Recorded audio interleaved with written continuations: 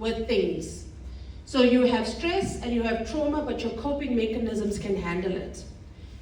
But then, when stress and trauma become too much, your window gets smaller, and then you react in a very unhealthy way. So all of us have different sizes to our window of tolerance. So all of us are able to cope with different amounts of things depending on our level of resilience, our coping strategies, our resources, the level of trauma we've experienced in our lives.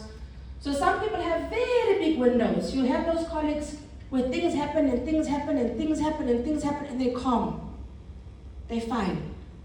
Then you have other colleagues, one small thing happens, someone finishes the coffee in the break room or didn't replace the toilet roll in the bathroom, and then it's like someone is calling a meeting.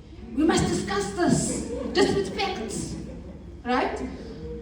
So our window of tolerance gets pressurized when we are in very high levels of stress and trauma.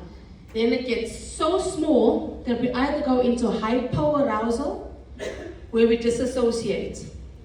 We want to sleep all the time, we have no energy, people are talking to us, we're not hearing what they're saying, right? You're just there, okay? Then there's hyperarousal, where you are screaming and shouting and punching and just making a lot of noise. Being very aggressive, very violent, you're crying, you're screaming, it's very out there, right?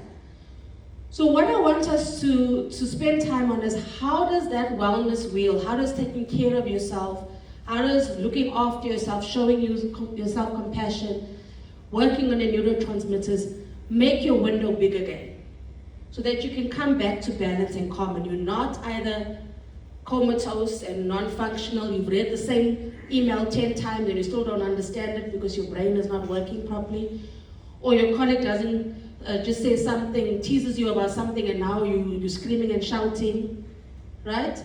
How do we avoid that? By making sure our windows of tolerance are very big, so we can tolerate a lot of things without getting out of our character. Is that clear to everybody, or are there questions about that? Is it clear? Okay, next slide.